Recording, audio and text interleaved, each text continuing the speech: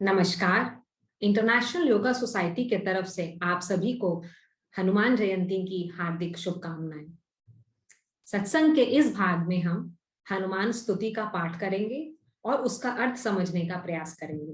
तो चलिए साथ में मिलकर हनुमान स्तुति का पाठ करते हैं। अतुलित बलधामं हेमशैलाभदेहं तनुजवन कृशानं ज्ञानिनामग्रगण्यम् सकल गुण निधानम वानराणामधीशं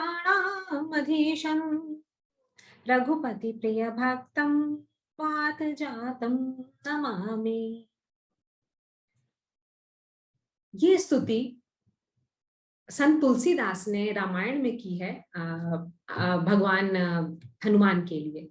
ये वैसे थोड़ी लंबी स्तुति है, लेकिन अभी इस पाठ के लिए हम पहले 4 लाइन पे फोकस करेंगे और उसका अर्थ समझेंगे। उसके अर्थ समझने के लिए, जैसे हमने बोला पहले 4 लाइन हमने लिए, तो हम एक एक लाइन को लेंगे और उसके पाठ समझने का प्रयास करेंगे। तो चलिए आगे बढ़ते हैं। पहला लाइन का पहला पाठ, अतुलित बलधामम। इससे पहले कि हम स्टार्ट करें इसके मीनिंग को, एक चीज जो हम पहले भी बोल चुके हैं कि ये अपने हिंदू संस्कृति के जो हमारे धर्म ग्रंथ हैं उनका एक बड़ा बड़ा सुंदर एक तरीका है कुछ भी कहने का। एक इन जैसे आपने रामायण है, महाभारत है, तो ये सब अगर आप पढ़ें तो एक तो कितने रामायण चौपाई की तरह लिखी हुई है और इनके एक शाब्दिक अर्थ होता है। उस अर्थ का भी उससे भी हमको सीख मिलती है। अब आप रामायण की कहानी ले लीजिए, पूरी कहानी ले लीजिए, उनकी कहानी से भी हमें सीख मिलती है। लेकिन जैसे जैसे हम साधना की जो सीढ़ी है उसमें आगे बढ़ते हैं, तब सिर्फ सतही तौर पर उसका अर्थ नहीं समझना होता है, शाब्दिक अर्थ पर सिर्फ नहीं रहना होता है। आपको उसके अंदर जो सटल मीनिंग है, सूक्ष्म अर्थ छुपा है, आध्यात्मिक अर्थ छुपा है, उसको भी समझने का प्रयास करना चाहिए। अच्छा, और इसके पहले कि हम शुरू करें, ये मैं बता दूं कि ये सब चीजें जो हम इसके अंदर छुपी हुई आध्यात्मिक अर्थ की चर्चा करेंगे, वो सब हमारे पूज्य गुरुदेव श्री स्वामी ज्योतिर्मयानंद जी की जो टीचिंग्स हैं और जो श्री स्वामी शशि भूषणानंद जी ने जिनको आगे बढ़ा है, सब उसी से है। इसमें मेरा कुछ भी कहा हुआ नहीं है। ये सब उनकी टीचिंग्स हैं जो बस आपके सामने अभी रखी जा रही हैं। तो अब आते हैं अतुलित बलधामम पे। अब आपके सामने ये हनुमान जी का रूप है, और ये चीज ये भी समझना जरूरी है कि हमारे जितने भगवान हैं, ये लोग पूछ सकते हैं आप लोग के हिंदू धर्म में कितने सारे भगवान हैं, किस भगवान को माने किसको ना माने। तो ये एक चीज समझने लायक है कि असल में ये जितने भी हमारे अलग अलग तरह के भगवान हैं, सब हमारे जो पर ब्रह्म परमेश्वर हैं, उन्हीं के अलग अलग एट्रीब्यूट्स को डिनोट करते हैं। तो हमारे हनुमान जी क्या डिनोट करते हैं? वो डिनोट करते हैं जो अपना श्रद्धा बेस्ड जो शक्ति होती है, श्रद्धा पर आधारित जो शक्ति होती है, उसको डिनोट करते हैं। और वो कैसे आती है? वो साधना शक्ति से आती है। तो वो वाला पाठ, वो पर ब्रह्मण का वो वाला पाठ जो आपको ये दर्शाना चाहता है कि श्रद्धा बेस्ड जो शक्ति होती है, श्रद्धा पे आधारित शक्ति होती है, वो कितनी बलशाली हो सकती है, ये हमारे हनुमान जी दिखाते हैं। तो अब आते हैं अतुलित बलधामम, और इसका पहले शाब्दिक अर्थ समझते हैं। तो अतुलित बल धामम, जो अतुलित बल के धाम है। अतुलित मीन्स जिनकी तुलना नहीं की जा सकती, इनकम्पैरेबल, बल शक्ति। तो अतुलित बल के धाम को हम नमन करते हैं। इंग्लिश में देखें, adorations to lord Hanuman who is an abode of incomparable strength. अब ये तो हम सब रामायण के स्टोरीज जो हम पढ़ चुके हैं, हमें पता है कि वो कितने बलशाली थे। अब हम, ये तो शाब्दिक अर्थ हुआ, अब हम समझते हैं इसके अंदर जो गूढ़ अर्थ छुपा है, आध्यात्मिक अर्थ छुपा है, उसका मतलब क्या है। असल में ये पूरे रामायण की जो स्टोरी है, वो हमको ये भी बताने की कोशिश करती है कि जो हम हर एक सोल जो है, हर एक आत्मा जो है, वो असल में पोटेंशियल रखती है राम बनने का। सो हर एक आत्मा असल में परमात्मा है। और ये जो पोटेंशियलिटी है, ये पोटेंशियलिटी आप कब रियलाइज करते हैं? जब आप साधना के क्षेत्र में आगे बढ़ते हैं और आप में जो श्रद्धा है, श्रद्धा पे आधारित जो आपकी शक्ति है वो विकसित होती है। और इस शक्ति का कोई भी कंपैरिजन नहीं है। ये जो फेथ है, इस फेथ पावर ऑफ जो फेथ है उसका कोई कंपैरिजन नहीं है। यहाँ तक कि ईसाइयों में भी जैसे कहा जाता है फेथ कैन मूव माउंटेन्स। हम और हमारे हनुमान जी ने तो पूरा माउंटेन उठा ही लिया था, पूरा लेके चले आए थे हिमालय से लंका तक।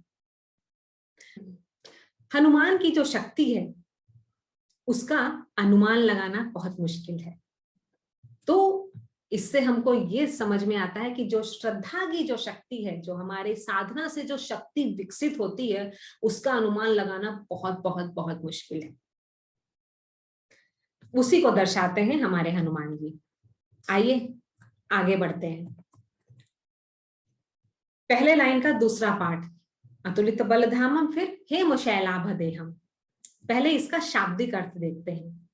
शाब्दिक अर्थ, हेम शैलाभ देहम, जिनका देह हेम शैल की तरह है, जिनका विशाल काय शरीर जो है वो सोने के पहाड़ की तरह चमकता है। whose huge body shines like a golden mountain। अब इसके पीछे जो आध्यात्मिक अर्थ है उसको भी समझने का प्रयास करती हूँ। अपने एग्जाम्पल से लेते हैं। जैसे कि हम लोग अपने हमारे भारतवर्ष में सोने की बड़ी परंपरा है। सोने के आभूषण लोग पहनते हैं, तरह तरह के आभूषण, गले का नेकलेस हो, चेन हो, अंगूठी हो, कानों के ईयर रिंग्स हो, हाथों के कड़े हो। सो ये सब अलग अलग आभूषण है। तो आप बोलते हैं हाँ ये मेरा चेन है, ये मेरी अंगूठी है, ये मेरा ईयर रिंग है, ये मेरा कड़ा है। लेकिन फाइनली वो सारे जो आपके आभूषण हैं उसका सब्सटेंस क्या है, उसका उसका मटेरियल क्या है? वो फाइनली गोल्ड ही है। वो चाहे आपके अलग अलग नेम्स, अलग अलग फॉर्म्स में हो, लेकिन फाइनली वो सब गोल्ड है। ऐसे ही हम अगर अपने आध्यात्मिक जीवन में देखें तो God is the only reality. जो रियल है वो सिर्फ और सिर्फ भगवान ही है। जो परम पिता परमेश्वर है वही रियलिटी है। जितने नेम्स एंड फॉर्म्स आप देख रहे हैं, जितने सोल्स आप देख रहे हैं, वो सारे बस उन्हीं का रूप है एक। लेकिन रियलिटी, उन सब के पीछे जो रियलिटी है वो परमात्मा है। सो अलग अलग आत्मा को आप जरूर देख रहे हैं, बट वो सारी आत्मा असल में परमात्मा है। वो अलग बात है कि इस समय, ऐसे समय में हम लोग इतना ज्यादा हमारे अंदर ग्रॉस इम्प्योरिटीज हो गई हैं। मल, विक्षेप, आवरण, मल, ग्रॉस इम्प्योरिटीज, विक्षेप, डिस्ट्रैक्शन, हमारा माइंड इतना डिस्ट्रैक्टेड है, आवरण, इग्नोरेंस, हम इतने इग्नोरेंट हैं कि हम वो समझ नहीं पा रहे हैं कि हम क्या हैं। और वही चीज जब साधना के थ्रू आप धीरे धीरे आगे बढ़ते हैं तो श्रद्धा बेस्ड जो आपकी शक्ति बढ़ती है, तब आप ये रियलाइज करने लगते हैं। और ये कराता कौन है? ये कराते हैं हमारे संत और महात्मा। तो पहले जैसे हमने देखा अतुलित बलधामम, तो हमारे संत महात्मा में जो लाइटन हो चुके हैं, जो इस सत्य को पहचान चुके हैं, उनमें वो जो साधना शक्ति जो हो चुकी है, श्रद्धा शक्ति जो उनमें विकसित हुई है, उसकी कोई तुलना नहीं है। वो एक अलग ही लेवल पे पहुंच चुके हैं। अब आप कहेंगे ये हमारे संत महात्मा तो ऐसे कोई पहलवान जैसे नहीं दिखते, बड़े नहीं दिखते हैं, बड़े। तो आपको साधारण जनता को समझाने के लिए हनुमान जी का बड़ा सा रूप दिखाया गया है। लेकिन जो हमारे संत महात्मा हैं, जो एनलाइटेंड हो चुके हैं, उनको वैसी शक्ति बाहर से दिखाने की जरूरत नहीं होती है। वो उनकी साधना शक्ति इतनी ज्यादा होती है कि वो इनफैक्ट बिना हाथ हिलाए भी वो बहुत सारे फिजिकल, मेंटल, स्पिरिचुअल लेवल पे बहुत सारे काम कर सकते हैं, जो बहुत सारे पहलवान एक साथ मिलके भी नहीं कर सकते हैं। तो इस अतुलित बलधामम हेम शैलाभ देहम से हम ये समझते हैं कि कैसे वो जो जब भगवान के प्रति आपकी श्रद्धा बढ़ती है, और श्रद्धा वाली जो शक्ति होती है वो एकदम कंपैरिजन के बियॉन्ड है, बहुत ही ऊपर, जो आप सोच भी नहीं सकते। जो हनुमान की शक्ति का अनुमान लगाना भी मुश्किल है। चलिए दूसरे लाइन की तरफ बढ़ते हैं। धनुज वन कृशाणम, धनुज वन, वन जंगल, कृशाणम जो दानवों रूपी जंगल को नष्ट कर देते हैं। Who is like a raging fire over the forest of demon। अब इसका हम शाब्दिक अर्थ समझते हैं तो आप जानते हैं हनुमान जी ने कैसे लंका पहुंच गए थे और लंका में उन्होंने पूरी आग लगा दी, सब जगह तहस नहस कर दिया था। अब उसकी हम आध्यात्मिक अर्थ समझते हैं।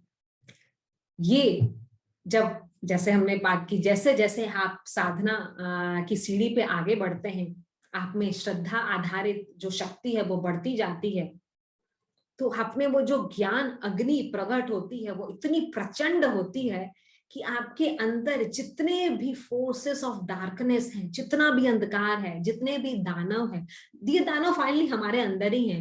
ये जो रावण की बात करते हैं, रावण क्या है? रावण इग्नोरेंस है, हमारा अहंकार है, वो हमारे अंदर ही छुपा हुआ है, हम सबके अंदर छुपा हुआ है। तो ये दानव कोई बाहर वाले दानव नहीं है, ये अंदर वाले दानव है।